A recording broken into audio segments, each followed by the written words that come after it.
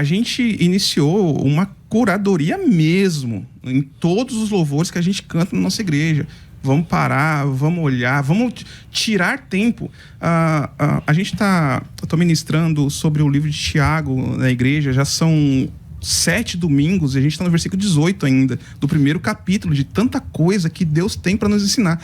O ensino, o aprendizado, ele dá trabalho, gera tempo e o correto é ter curadoria, o correto é perder tempo, o correto é discutir. O correto é ter debates, falar, não, apresentar isso aqui. Por exemplo, tem uma música que fala assim, já vejo anjo aqui batizar. Anjo batizando, sabe? Tem uma outra que fala assim... O anjo tá lá no meio do culto, ele ouve e fala, eu? Tô não. Eu não tô não. A gente... Então...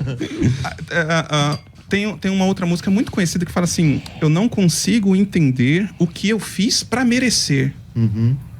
Aí a gente muda, a gente fala assim, eu não consigo entender, eu nada fiz pra merecer. Isso. Aí dá certo ainda, né? Ainda você não perde a melodia, não perde a melodia. Cadência, né? Então, mas um simples estudo sobre a graça de Deus, a pessoa, o compositor já não colocaria aquela frase, ele faria uma mudança ali, uma mudança simples, mas que resolve. E esse estudo, essa perca de tempo, vou colocar muito entre aspas assim, ela precisa ter nas igrejas. E isso é aquilo que eu falei, a gente precisa fazer uma meia-culpa saindo do altar e indo para os músicos, né? Porque os músicos ouvem, na pregação, você não vai morrer antes da promessa se cumprir. Ele vai lá fazer uma música com isso aí. Então, aí você vai em Hebreus, capítulo 11, você vê, e todos esses não alcançaram a promessa. Não alcançaram a promessa. Então, sai do púlpito e chega nos músicos. A gente não precisa nem ir na Kelly Key, nem em outro lugar. É do púlpito mesmo que eles pegam. Os pastores, sujeitai-vos a eles, porque eles velam pelas vossas almas como aqueles que hão de dar conta. E faça... Repete essa aí, como aqueles que... Como aqueles que hão de dar conta. Obrigado, não vai... Porque a gente vai falar sobre isso. Sim, não quer dizer que, mas eles velam, e nós somos referências. Zacarias 13:7 diz assim, levante-se espada e ataque o meu pastor, ataque o meu ajudante, mate o pastor e as ovelhas serão espalhadas, e eu mesmo atacarei os carneirinhos. Então, olha que coisa interessante. O Senhor coloca o pastor na posição de destaque, de ajudante. Por quê? Porque ele entregou, porque ele se rendeu, porque ele renunciou. Ele foi pobre de espírito. Ele abriu mão de todas as suas virtudes humanas para receber uma direção divina. Quer dizer, as ovelhas não são nossas, mas nós cuidamos das ovelhas dele. Então, assim, eu estou falando aqui como um pastor que trabalha com sinceridade no pastoreio de ovelhas, sem usurpar, sem condenar, mas a igreja não é um ambiente democrático. A igreja é um ambiente teocrático. Enquanto for uma teocracia, quem escreveu o plano da igreja, quem escreveu a forma, as medidas, o tamanho, foi o próprio Deus. Ok. Pastor Apóstolo Heleno. Olha, nesse ponto eu concordo com o pastor Gilson em gênero, número, grau, amplitude, profundidade, largura e dimensão. Porque é claro que Deus deu pastores. Então, nós não podemos usufruir desta autoridade sem sabedoria, como donatários de capitanias. Nós não podemos querer exercer isso com uma autoridade abusiva. Então, mas o pastor, ele é mais do que o crente normal? Não é que ele é mais do que o crente normal. Ele tem um ofício que não foi dado ao outro.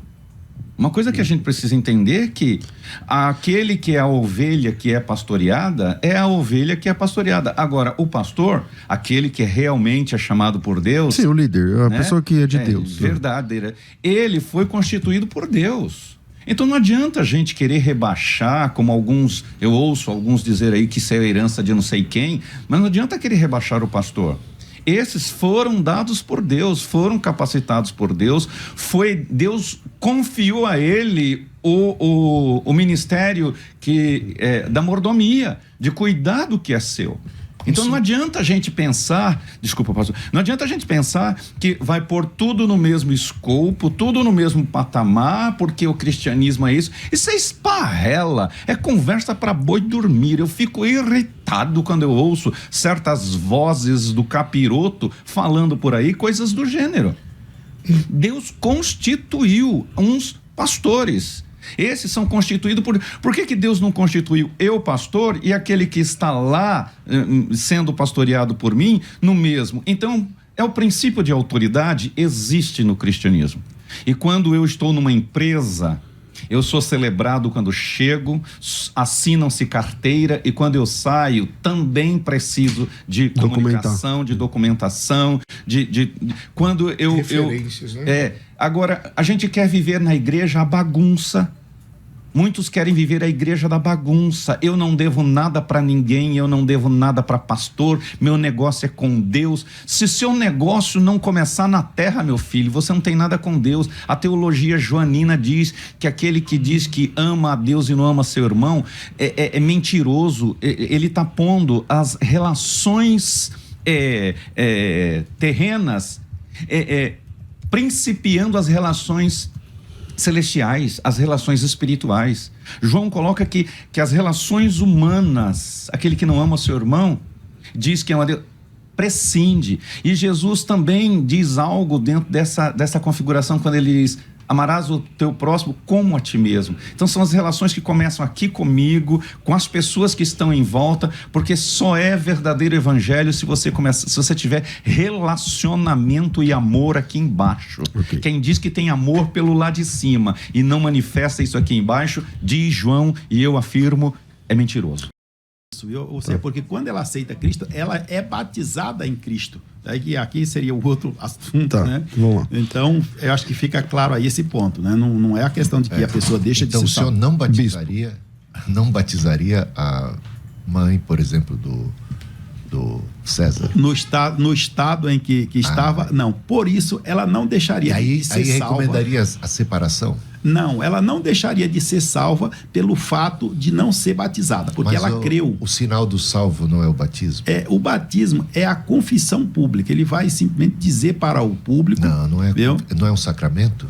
Ou seja, o batismo, explicando aqui, que como uma confissão pública, dizendo para o mundo que ele é uma nova criatura, está sendo sepultado, tá? E ressurgirá, vamos dizer aqui, simbolicamente, como uma nova criatura, mas ele já é uma nova criatura. Não é pelo fato não depende do batismo. Não é pelo fato de ele não ser batizado que ele perde a salvação. Se é uma nova criatura, deve receber o selo dessa nova criação, que é o batismo. E aqui no caso, nós podemos aqui recorrer a um texto bíblico que ajuda a esclarecer esse ponto, que não é o batismo que vai assegurar a salvação, mas é a confissão a Jesus como Salvador. Sim, né?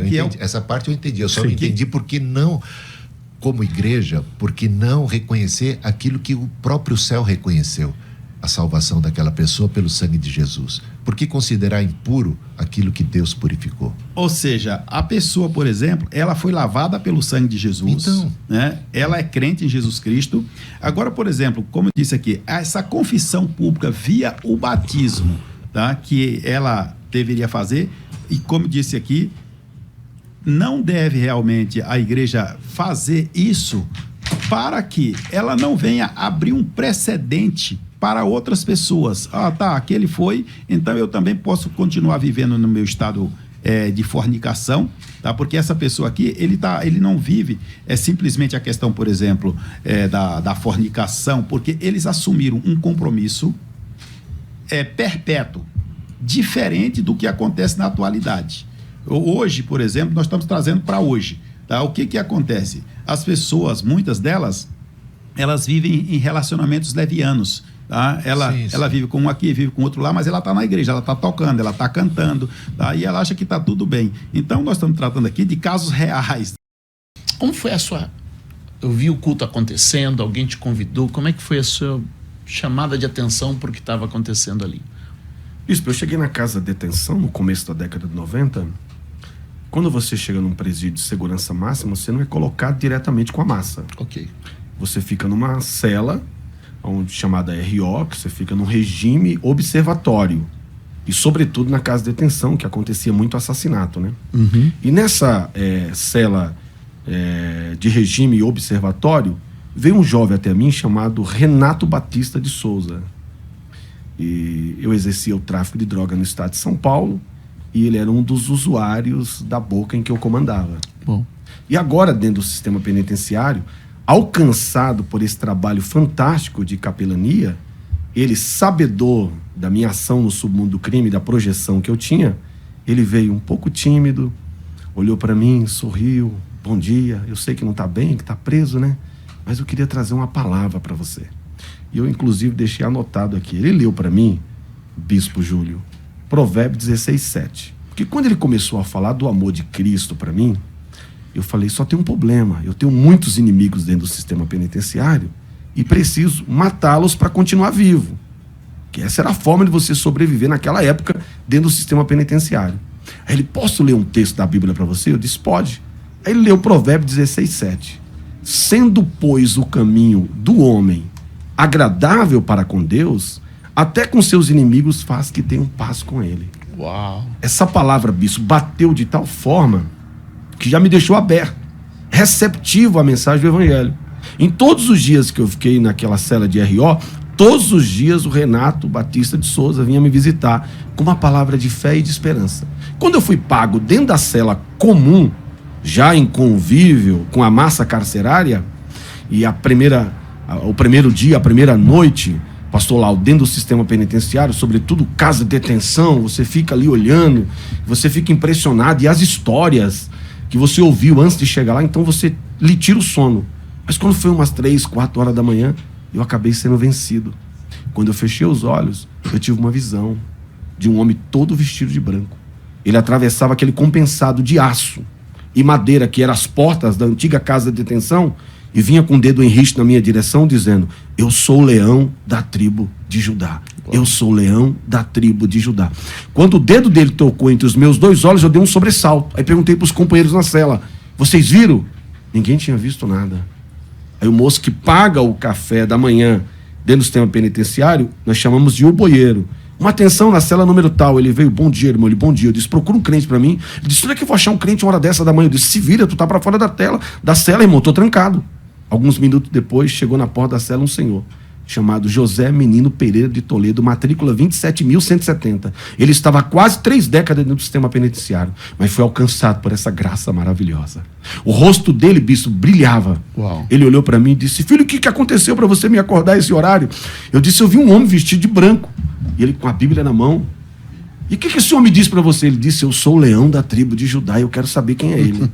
Ele abriu a Bíblia. Não tinha a menor noção do que era leão da tribo de Judá. Não tinha. Essa nomenclatura não fazia sentido algum. Não fazia sentido algum para mim. Uau. Aí ele abriu a Bíblia em Mateus 11:28, leu o primeiro versículo, fechou a Bíblia. Bispo, ele citou de cabeça 128 versículos, mostrando quem era o leão da tribo de Judá, de Mateus até Apocalipse. Antes dele chegar em Apocalipse, eu estava com os 2 joelhos já caídos dentro da cela e as 2 mãos levantadas, aceitando Jesus como meu único e suficiente Salvador. Aí começa a minha trajetória com Cristo aqui. Uau. Eu sou um pouco radical nessa parte, porque eu sou da opinião de Lutero, que diz que a música cristã é uma pregação falada, é cantada. Então eu acredito na arte, claro que eu acredito na arte, na música. Eu sou mais a favor do cara tocar e cantar no secular e viver da música, não tenho nada contra isso, do que transformar o evangelho no mercado. Assim como o pastor, o ministro do evangelho, eu acho que sim, a música, a canção é uma mensagem, ele pode ser ofertado. Se você está dentro de uma missão de levar o evangelho, porque se você falar para todo músico de banda evangélica, de grupo cristão, qual é o seu objetivo com o seu ministério? Salvar almas, pregar o evangelho, ganhar vidas. Essa é a resposta.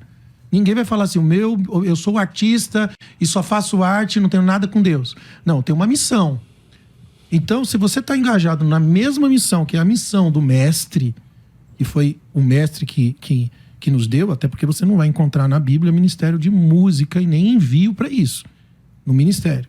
Então, mas se a mensagem é cantada, eu acho que você tem que estar dentro da missão do evangelho. Então, eu acho que o cantor ele tem que se enquadrar na mesma questão do pregador, que é ofertado, né? Então a banda cobra um cachê, pra mim também não serve. Na minha igreja eu não levo. Posso rapidinho dar uma... eu discordo e te falo a respeito do quê? Porque o ministério musical era o ministério dos levitas. E eles recebiam para isso.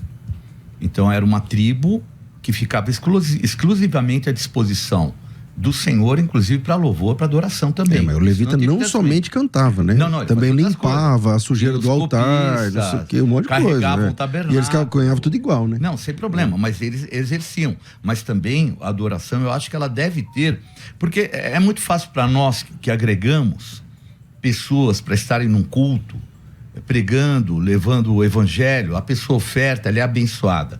Mas a pessoa que tem um talento musical, ela pode não agregar dessa maneira como a nossa, de pessoas que vão ofertar. Então nós temos um recurso para a igreja que vem da nossa pregação, da nossa ministração. Agora o músico não. O músico, ele às vezes ele não vai tem música que se ele for pregar, acabou. Agora, de qualquer forma, o músico está levando o evangelho da maneira dele, com as características dele e fomentando o crescimento do evangelho. É muito fácil, de repente, a gente chegar e falar assim, vai depender de uma oferta, a pessoa que tem uma banda, mas da mesma forma que um pregador, ele também tem os seus gastos. Mas aí não cai na mesma do pregador? Não. Porque eu falei de bilheteria. Então, mas o sacerdote não recebia oferta também? Não recebia o do dízimo também? Uhum. E assim como o levita? Então...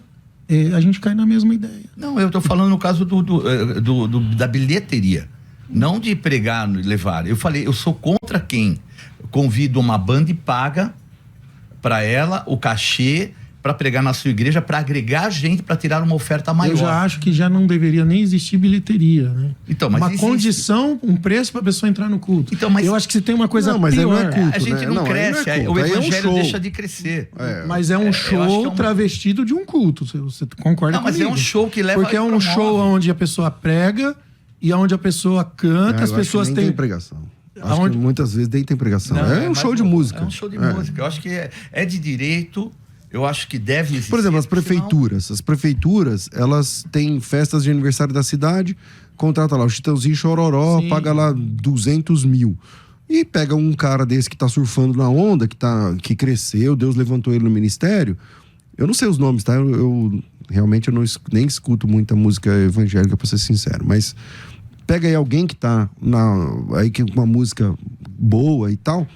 e convida essa pessoa. Então a prefeitura tá pagando. Aí é diferente. Então ali não é culto, entendeu? O que acontece nesse show gospel? O artista que tá ali, ele é cheio do Espírito Santo. Ele tem revelações. Ele canta, ele revela, ele fala, ele toca. Deus tá me usando. É isso que tá acontecendo ali. Pra mim isso é um modelo você acha que é um culto? De uma missão. Entende? Então, e o pior de tudo, cobrando pra fazer isso. Aí se a gente vai olhar, por exemplo, no quesito da missão, o que aconteceu quando Simão Mágico pretendeu pagar para receber o dom do Espírito Santo para que ele pudesse fazer algo? Mas é um exemplo ao contrário, né? É um exemplo ao contrário, mas que revela a motivação. Pedro responde que você não pode pagar. Automaticamente, se você não pode pagar, você não pode cobrar também.